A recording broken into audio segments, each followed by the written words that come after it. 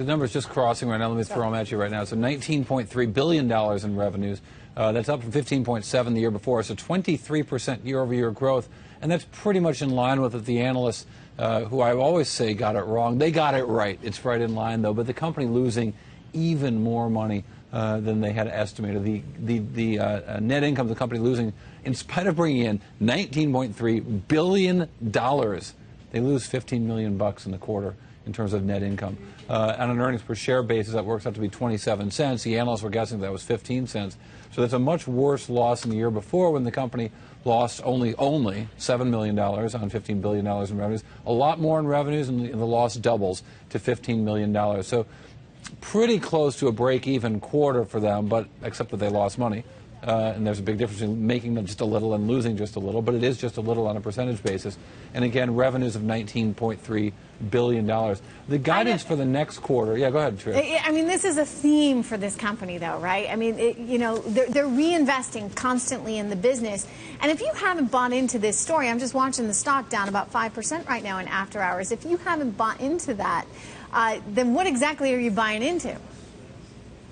Well, I mean, I don't know that this is the retailer of the future. I mean, I can't, I'm pretty bad at conjuring up bull cases that sound plausible for anything, not just Amazon. I mean, certainly Amazon is becoming an increasingly important retailer. It's becoming the way more and more people shop, and they're exporting that to certain parts of the world with limited and sometimes great success. Right, but I think as an investor, and again, as we watch the stock trade down, this shouldn't necessarily come as a surprise.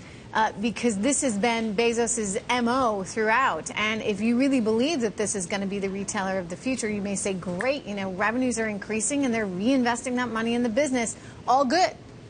At the end of the day, it's about free cash flow and how that returns to shareholders. So they don't have that in spades. And I'm going to keep digging through the numbers. Okay, you do that. I'm going to bring in A.B. Mendez right now. Let me go real quick about it, though. Let me just point out that their guidance for revenue next quarter of about $20 billion is only 17% year-over-year growth. So it's continued slowdown in their top line, and that's not great news. Well, no, that is an issue. A.B. Mendez of KCG Holdings, you and I were just talking yesterday about this stock.